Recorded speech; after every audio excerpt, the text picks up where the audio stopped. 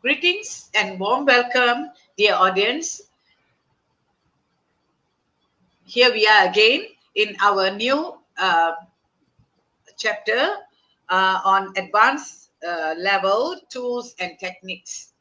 Yeah, and today is lecture number 15, visualizing data.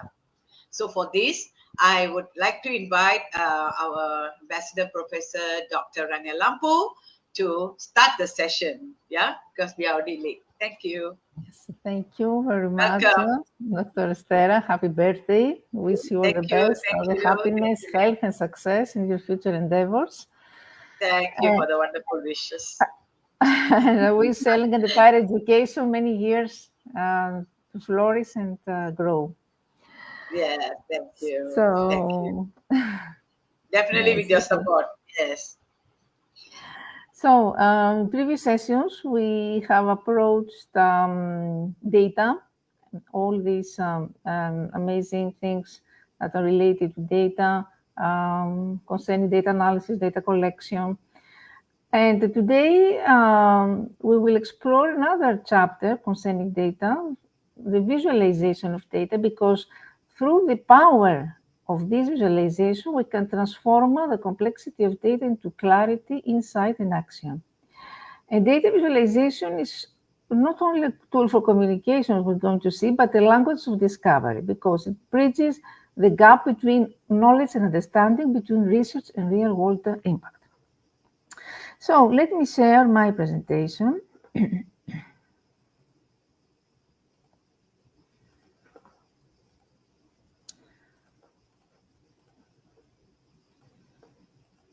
Oh, sorry. Oh. Oh.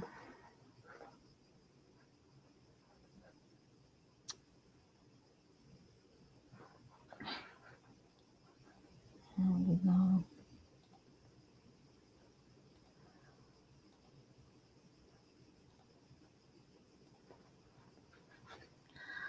I just, Wait a just minute. Yes. Just yeah, yeah. about it.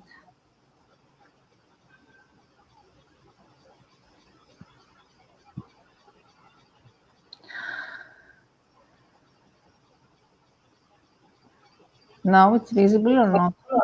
I think you're uploading it. I have to wait. I have to wait for it to appear, then I add to the stage. It was okay just now, then suddenly it went off. Yeah? Yes. Now it's visible. No, not yet, not yet. Are you uploading it? No. Wait a minute. I will do it again.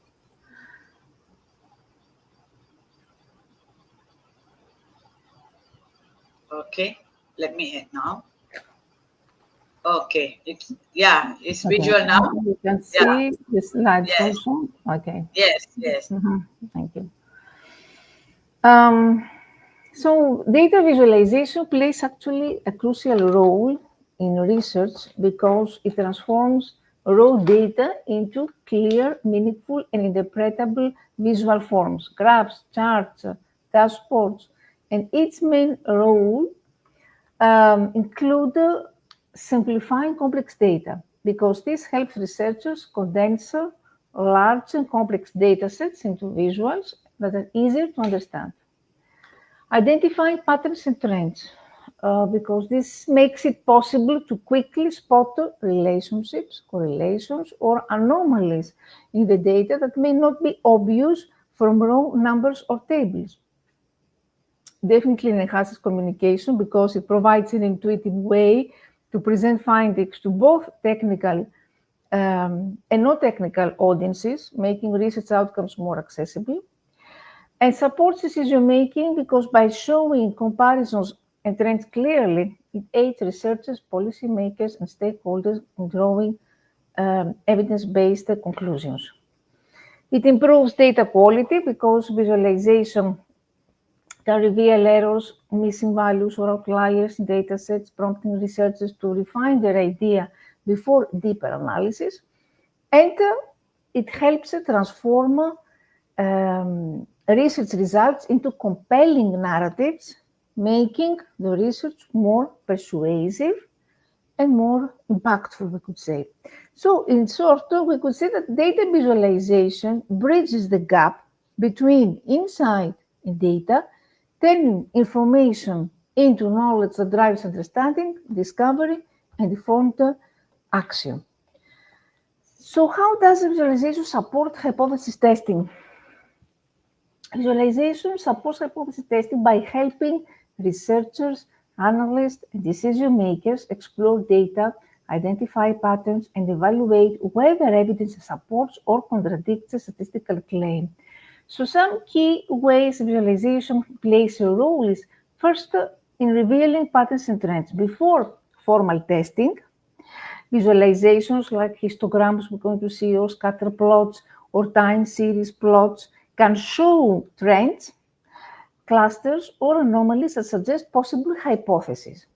For example, a scatter plot may reveal a positive correlation between study time and exam scores, motivating a hypothesis about their relationship. Second, checking assumptions of statistical tests.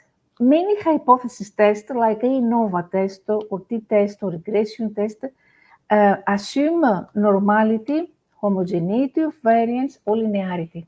Visual tools like QQ plots or residual plots and box plots can help verify these assumptions. For example, a histogram or QQ plot can confirm whether sample data follow a normal distribution before applying a t-test. And comparing group visually, because visualizations like box plot or bar charts or violin plots let us compare group distributions to see if differences are meaningful or likely due to chance. For example, a box plot can show whether two groups' medians differ significantly before a Mann-Whitney U test is conducted. And after testing, charts like confidence interval plots or effect size visualizations help interpret whether differences are statistically and practically significant. For example, a confidence interval plot can highlight whether the null hypothesis value falls within the interval. And outliers can strongly affect hypothesis test results. Scatter plots, box plots, and density plots help detect such points, guiding decisions about data cleaning or robust testing methods. So in brief, we could say that visualization doesn't replace hypothesis testing, but it complements it by aiding assumption checking, guiding test selection, interpreting results, and communicating findings. Of course, there are limitations of visualizing data compared to statistical tables. Of course, both visualizations, like charts and graphs, and statistical tables are powerful ways to present data, but each has limitations. The main limitations of visualizing data compared to statistical tables are, this is one, the loss of precision. Visuals summarize data trends, but often omit exact numerical values. For example, a bar chart may show that sales are higher in June than July, but the precise difference is clearer in the table. The oversimplification to make visuals readable, some details like small variations or standard errors or exact distributions may be hidden. Tables allow inclusion of multiple layers of detail that might clutter a graph. And when we deal with many categories, variables of very large data sets, visualizations can become overcrowded and confusing. Tables can handle large volumes of detailed information in organized manner.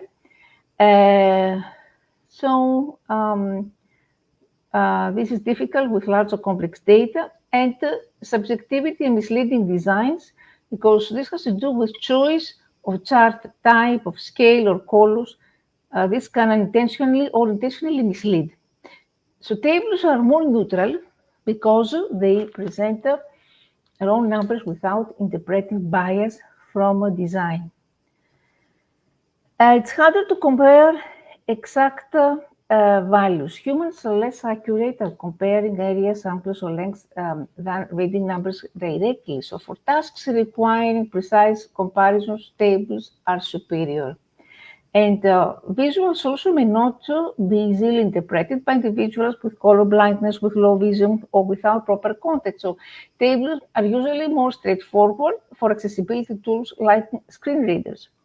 So in brief, visualizations are excellent for spotting patterns, for trends and comparisons at a glance, but statistical tables are better for precision, detail, and exact comparisons.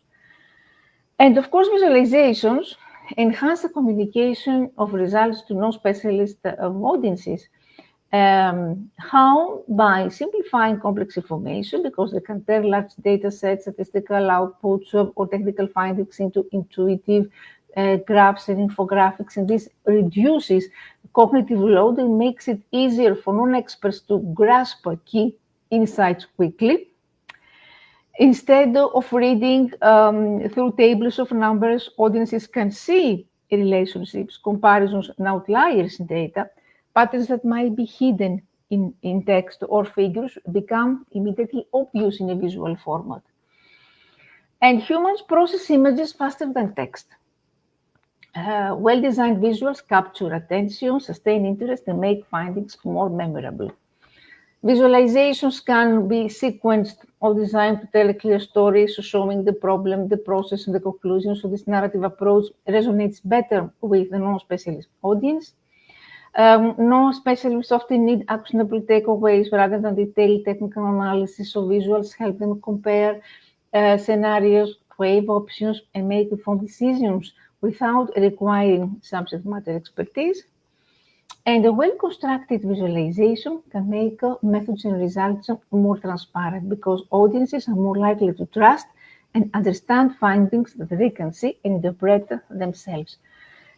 Therefore, visualizations translate data into meaning, making results more accessible, more engaging, and more actionable for non-specialist audiences. So some methodological questions: how can we decide which type of visualization is appropriate for our research study? The steps to decide the right visualization include the following. First, we need to identify a research goal. Do you want to show a trend over time, or a comparison between groups, or a relationship between variables, or a distribution? For example, if you want to show change over time, you will use line chart. Line chart works best. The second step, understand your data type. It will be categorical data, gender, region. Then you will use bar charts or pie charts. If you have numerical continuous data like age or income, then you will use histograms or scatter plots or box plots. For time series data, monthly sales, for example, or yearly rainfalls, we will use line charts or area charts. For spatial data, we will use geospatial plots, etc. And consider the relationships that you want to show. First, comparison between categories. In this case, we will use bar chart, column chart. For trend over time, I mentioned about the line chart. We can use also area chart, distribution. Distribution is the spread of data, how we can show this through a histogram, through a box plot, through a volume plot. I will show you later some photos of this to understand. And correlationship between variables. For correlation, we can use scatter plot, bubble chart, heat map, etc. Part to whole, we can use pie chart, donut chart, stacked bar chart, etc. Think about your audience. Technical readers may appreciate detailed plots, scattered with regression lines. Non-technical audiences might prefer simpler visuals, bar or pie charts, and always prioritize readability and accuracy over flashy visuals. Avoid misleading scales, unnecessary 3D effects, or clutter. So clarity over decoration is another tip. So some tips is when we want to compare test scores between two classes, we use bar chart. If we want to see the trend of COVID-19 case of Vermont, we will use line chart. We want to check if income relates to education level, the scatter plot. If we want to show the proportion of budget spent at different times, the pie or donut chart. And how we can visualize categorical versus continuous data in research. When we work on these two categories in research, visualization helps us explore relationships, compare groups, and communicate results clearly. So the most common approaches include compare distributions across categories, for example, box plots or whisker plots, which show median, spread, and outliers of a continuous variable across categories. For example, we want to compare students' exam scores, which continues, across gender groups, which categorical. Value plots, similar to box plots, but also shows the distribution density, the shape. Strip swarm plots, we can plot each observation to show how data points distribute within each category. Comparing means or medians. For instance, bar charts with error bars show the mean or the median of the continuous variable for each category with error bars, what we call standard deviation or confidence intervals. For example, average blood pressure across treatment groups. Distribution visualization, the histograms, density plots by category, overlay distributions for different categories. For example, distribution of reaction times for males or females. Then we can create separate histograms or density plots for each category side by side. For advanced comparisons, we can have cumulative distribution plots where we can compare how values accumulate across categories, B-swarm or scatter and jitter. We can add random noise, jitter, so overlapping points are visible when plotting continuous values for categories. And a summary table here, which shows if we want the type of visualization like box plot, this is best for comparing spread and medians. For example, we want to see the exam scores by gender. The bar chart for average income by education level. This compares means. The histogram or density plot if we want to see the reaction times per treatment group. So best for comparing distributions, scatter, strip, swarm. We want to examine the weight by diet type. It's best for showing raw data by category.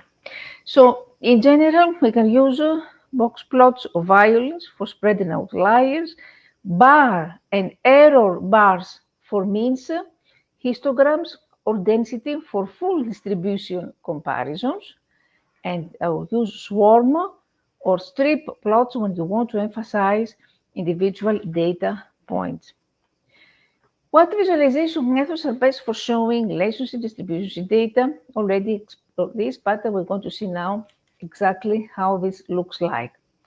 Scatter plot, it's best for showing the association between two continuous variables. Here's the first one, the first on the left side above.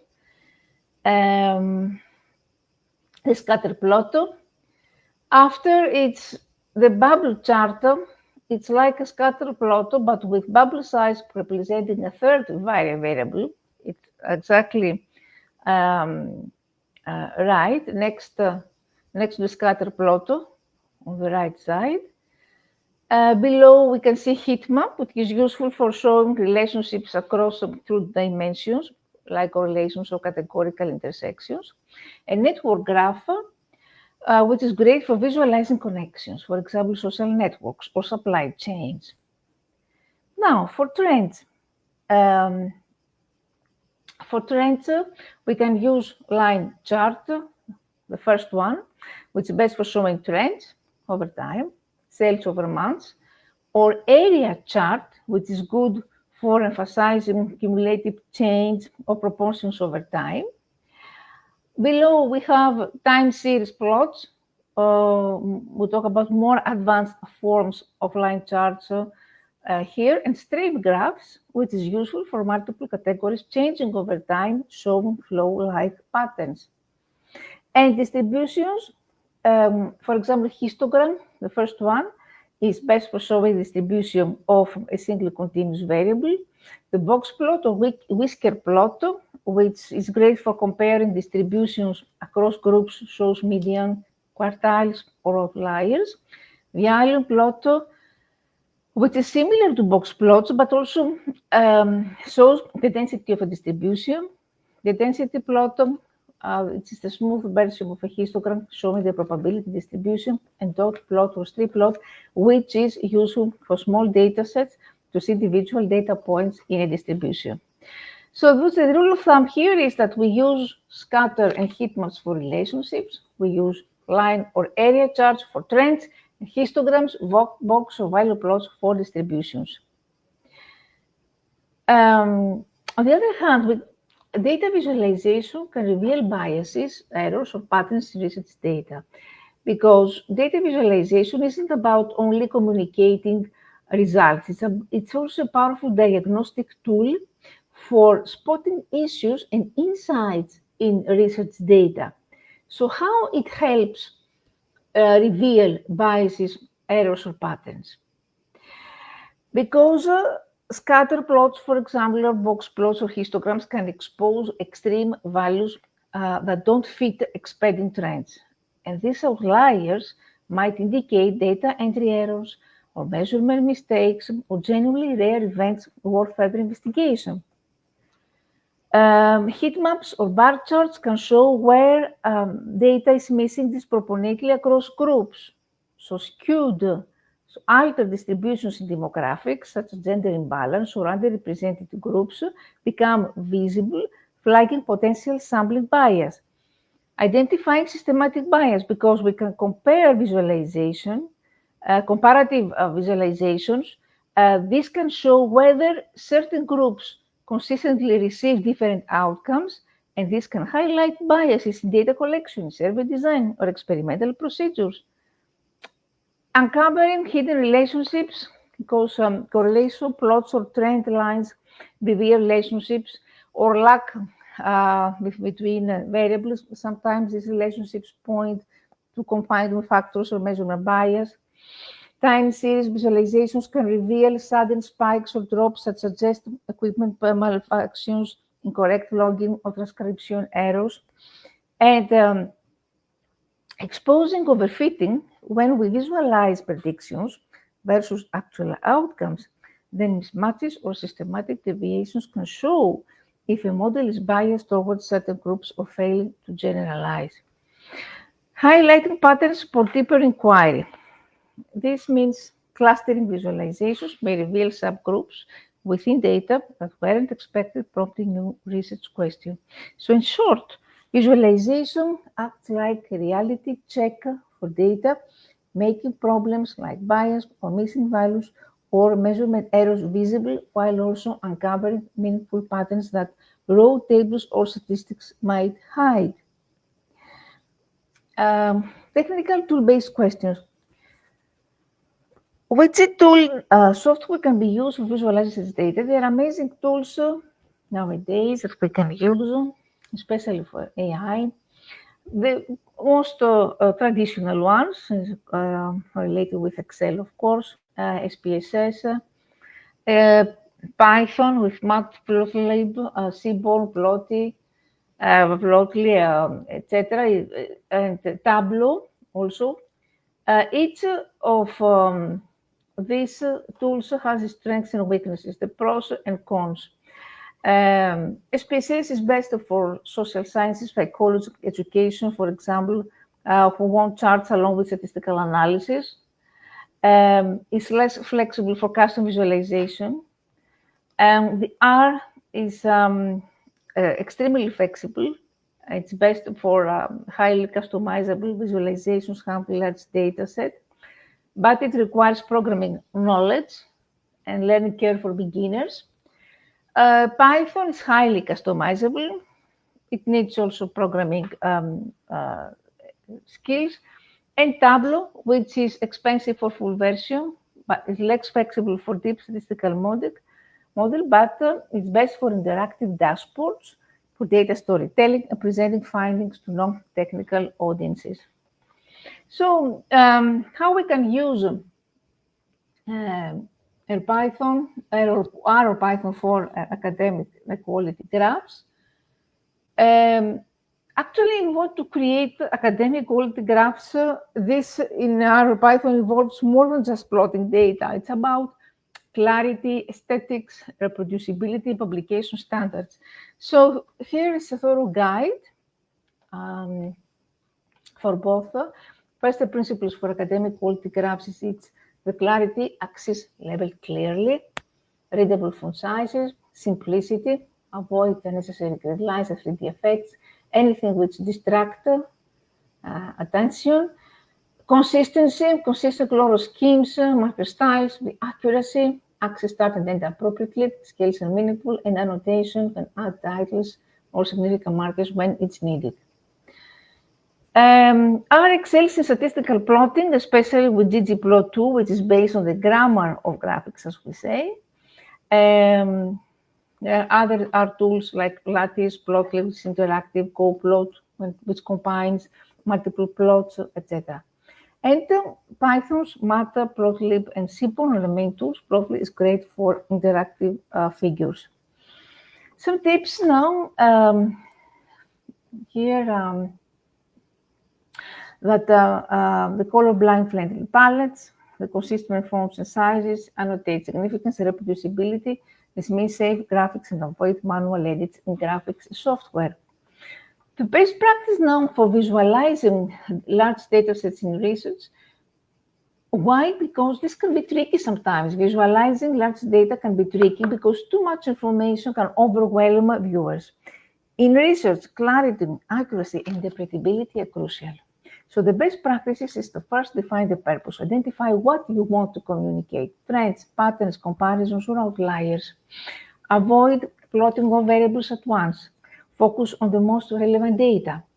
Then aggregate or summarize. Use averages, sums, or counts to reduce the number of points. Consider grouping or binding data to simplify patterns. Choose the right visualization. For example, scatter plots with thousands of points. Then we use transparency or hex bin plots to avoid clutter. Line charts for trends, then we aggregate by time intervals or categories. Or we use heat maps for showing dense relationships, or box plots to summarize distributions across groups. And reduce visual noise. So this means avoid unnecessary grid lines, excessive colors, highlight key points using color size annotations, use interactivity if it's possible.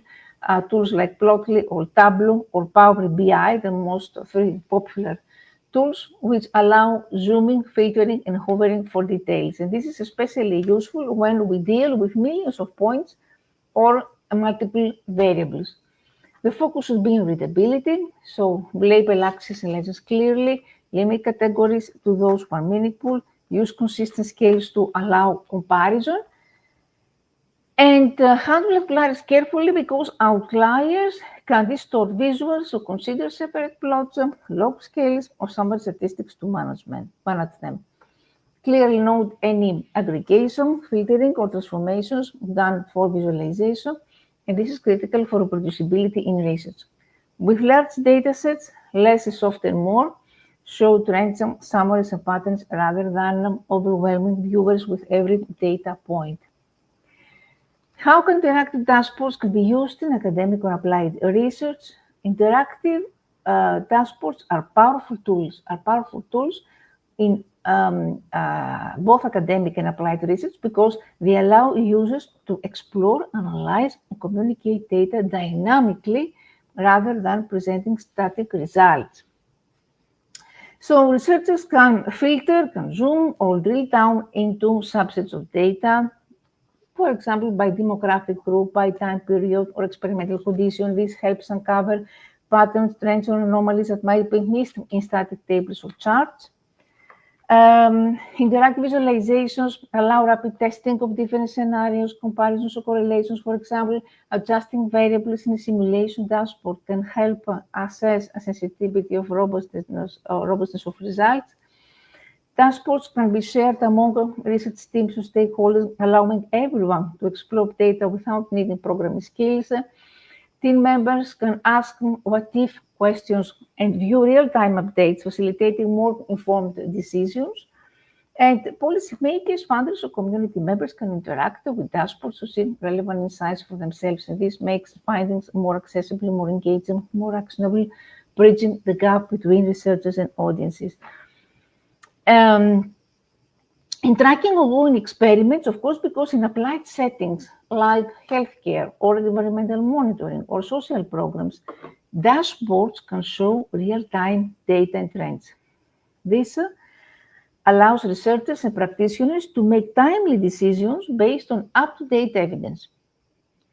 And interactive filtering and sorting can reveal unexpected patterns, missing data or outliers, helping improve data quality and transparency. So some examples in practice, we can say that the COVID pandemic dashboard tracking infection rates by age, location, and vaccination status to identify trends.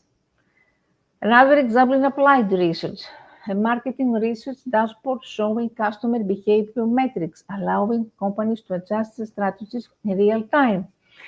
Interactive dashboards transform data from static reports into dynamic user-driven insights, making research more explorable, more transparent, and more actionable. So now, let's talk about interpretation and some critical thinking questions, because what will happen if we have a poorly designed visualization, and this a poorly designed visualization can mislead our research findings? Why? Because it can distort, it can exaggerate, or it can obscure the actual data. So how this can happen? Let's take an example of a problem. If we manipulate the axis, starting, for example, the x-axis at a value other than 0, I give an example. What is the effect? That this makes small differences look huge or hides significant differences. A bar chart showing sales growth may exaggerate increases by starting the x-axis at 90, for example, instead of 0. Or cherry-picking data, when we show only a selective subset of data. This gives an incomplete or biased view of trends or relationships.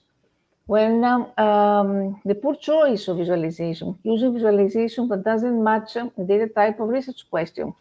For example, we use a pie chart for time series data instead of a line chart. And overcomplicated or cluttered graphics, because when we add, for example, too many colors or too 3D effects or overlapping elements, this makes it hard to interpret the data. Important insights get lost. For instance, a 3D bar chart with many categories can obscure actual differences. When we have misleading visual cues, we use inappropriate colors or shapes or sizes to represent data, and this can exaggerate or understate findings. For instance, you create bubble charts where bubble size doesn't accurately reflect values. So this is misleading. And ignoring context or units when you fail to label access units or sources properly. Viewers may misinterpret what the data represents. For example, a line graph showing temperature changes without specifying which degree of temperature we're talking about. A visualization is only as reliable as its design. Poorly designed visuals can misinterpret reality, leading to wrong conclusions, bad decisions, or loss of credibility in research. Now, you have, for instance, a box plot or a histogram. Box plot and histogram are fundamental tools for exploratory data analysis in research because they summarize distributions and reveal patterns that inform conclusions about our data. A box plot displays the median, quartiles, and outliers of a continuous variable across groups. So what is the conclusion that you can draw is the central tendency, the spread variability, the skewness, outliers, a group comparison. The histogram, which shows the frequency distribution of a continuous variable. What the conclusions that we can take here is the distribution shape, the central tendency spread, outliers and gaps, normality check, and data density, because the histogram shows which ranges of values are most common or rare in the data set.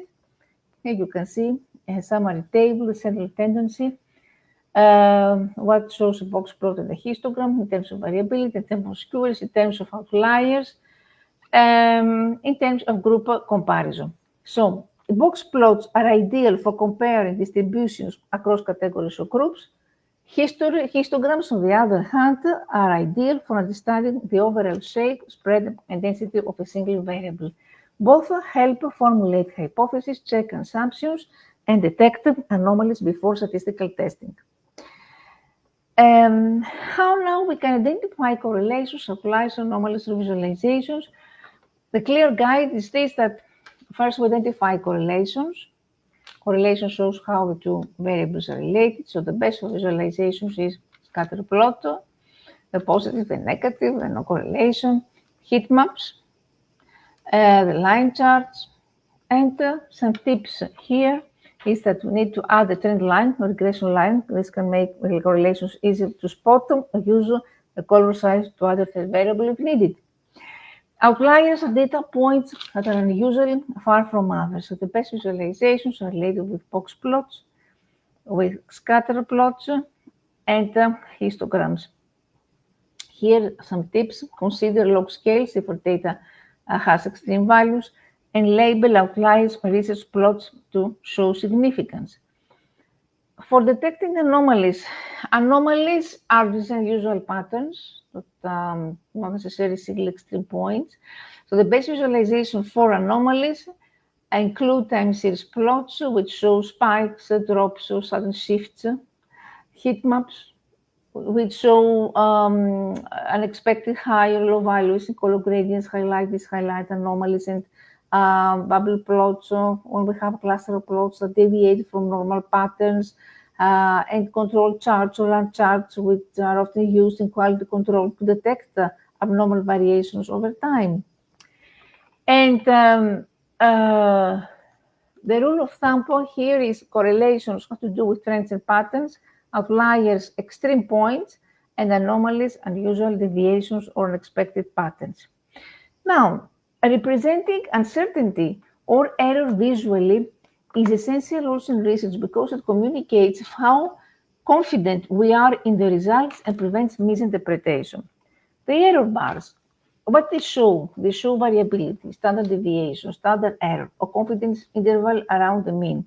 How to use it? We can add vertical and horizontal lines with caps to bar charts, line graphs, or scatter plots. And what is the benefit? The benefit is that it makes it clear that the reported values are estimates, not exact numbers. Shaded confidence bands, what they show, range of uncertainty around the trend line or regression line. The benefit is that it allows viewers to see both the trend and the degree of certainty at each point. The box plots helps viewers understand variation in the data set, not just central tendency. The violin density plots, which show the probability distribution of data points, highlighting where values are concentrated. So this offers a richer picture of uncertainty distribution shape. Fuzzy or gradient visuals, what they show the degree of uncertainty in spatial or temporal data. It's intuitive for heat maps, geographic maps, or predictive models. Multiple scenarios or simulations, what they show a range of possible outcomes from models. It conveys that predictions are probabilistic, non-deterministic. And annotations, they show what they do, they explicitly communicate the type of uncertainty and provides clarity and context for viewers who may not be familiar with statistical conventions. So the key principle here is to always make uncertainty visible, interpretable, rather than hiding it, so that viewers can assess the reliability and robustness of your results. And all of this, of course, categories that we mentioned before, all these issues are related with ethics always in our presentations. One part of our presentation is dedicated to this, because ethical issues may arise from selective or misleading visualization in research. So some concerns include when we present data in a way that exaggerates, downplays, or distorts findings. When we show only data that supports a hypothesis while ignoring contradictory data, this is what we call cherry picking or omitting data. For example, you want to exclude survey responses that don't align with the expected outcome. When we use colors of 3Ds to exaggerate differences or trends, this can intentionally or unintentionally mislead readers. Misleading visuals can sway decisions in politics, healthcare, or finance. The loss of trust and credibility. Once trust is lost, even accurate findings may be doubted. The violation of research integrity. Selective or deceptive visualization breaches professional codes of conduct in research. Ethical data visualization means representing data truthfully, clearly, transparently, avoiding exaggeration or selective reporting. Accessibility, for example, if there's a color, blind friendly, if there is clear labeling, how this accessibility should be considered. Accessibility is crucial in research visualization in order to ensure that all readers, including those with visual impairments, can accurately interpret our data. So how to address this effectively? We can use close blind friendly palettes. For example, we can avoid red combinations. We can use shape, pattern, or line style in addition to color. We can check contrast. We can ensure sufficient contrast between elements and background. What about the labeling in text? The clear access labels, we can include units and concise descriptions instead of, for example, reaction time, mess instead of just time. Readable font size, descriptive titles and captions. What does this mean? That they need to convey the key message and don't rely only on color to indicate differences. And about the legends, we need to place them clearly, avoid overcrowding, and ensure that symbols are explained. The guidelines for publishing figures in journals. Before going there, we can add some things also, but we need to avoid overcomplicated visuals. So try to minimize chart junk, 3D effects, decorative elements that reduce clarity, keep data elements distinguishable, avoid overlapping points without jitter or transparency adjustments, or use redundancy and combine color with shape, line type, or annotations. Accessibility testing, simulate color blindness. There are two tools online, for example, Coblis or Color Oracle, which can check how figures appear to readers with color vision deficiencies. So what are the key takeaways here is that the color choices must accommodate colorblind readers. Second, all access legends and labels should be clear, descriptive, and readable. Avoid relying only on visual cues like color or shape. Use multiple ways to distinguish groups, and test accessibility before publication to ensure clarity for all readers. Some guidelines for publishing figures in journals. This requires careful attention to clarity, resolution, and clarity, quality, and proper attribution. So first, keep it simple. Avoid clutter, excessive colors. Label everything clearly. readable tests, consistent style, use consistent color scheme, line styles, highlight key information, so use color notation sparingly to draw attention to important points. The resolution and file format, the high resolution, it's important the preferred formats, raster images, vector images, the size scale, make sure figures that are readable both printed and online, and avoid shrinking them too much. How the colorblind friendly palette should be, avoid relying only on color to convey information, ensure elements are distinguishable in grayscale if they are printed without color, use differentiate series when necessary, and include enough detail for the figure to stand alone. Make sure symbols, lines, and colors are explained. If you reuse or adapt the figure, provide the proper citation, of course. For copyrighted material, ensure permission is granted by the publisher or creator and follow the general guidelines for figure citation format. Do not manipulate scales, access of data to exaggerate findings. Ensure figures honestly represent the data, including error bars or confidence intervals. And the necessary checklist will be like this: clear labels, readable text, high-resolution image, use vector formats, informative captions, proper citations, ethical, accurate representation of data. In here, we need to balance simplicity and complexity in a research visualization, because visualization needs to be clear enough to understand, but detailed enough to accurately represent the data. How to achieve this balance? By defining our purpose clearly, ask what's the main message or insight that I want the viewer to get. Focus on the essential information that supports your research question, and remove any element that doesn't contribute directly to understanding the key finding. Match visualization type data. Use simple charts, bar line, line chart, etc. for straightforward comparisons or trends. When to use complex visualization, heat maps, network graphs, only if they reveal insights that simple charts cannot. The rule of thumb here is that simple is better unless complexity adds real value. Highlight key data points or trends while de-emphasizing secondary information. Use color, size, or annotation strategically to guide attention. Avoid overloading the viewer with too many variables at once. Include labels, units, and sources to make data interpretable. Avoid grid lines to corrective elements, as we mentioned before.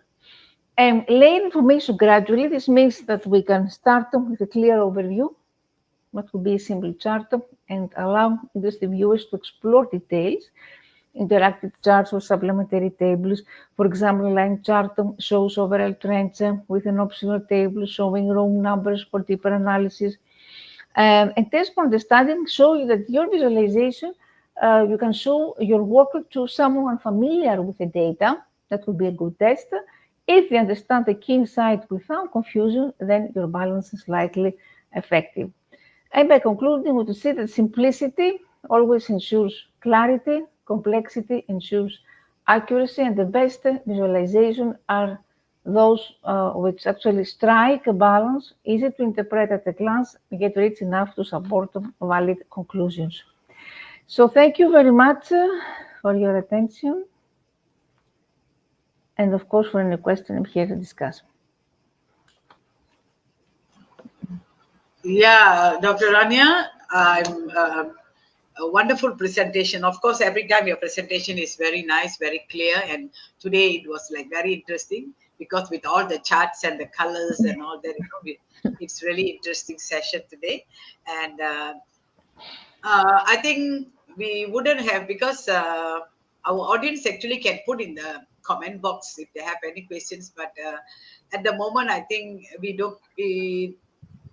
I don't have any questions to ask because everything is very clear. Mm-hmm. Very clear what you have described, what you have done, your notes, everything is very easy to understand. So I think our audience would put down at the comment box if you have any questions. And so thank you so much, Dr. Rania, for this amazing session again. And we'll meet again next week. So dear audience, sometimes we have some issues that we had to postpone, because sometimes Thursdays we have some issues, we have postponed to Fridays. So please tolerate with us. And today I make it a point to have it, because it's a continuous session and it's so interesting, and we should not miss it. Yeah, because it's too precious to miss. Thank you so much. Bye. Thank Good, you. Thank you. good Bye. night, good evening, good afternoon. Thank you. Thank you, Dr. Rania. Thank you so much. Okay. Okay.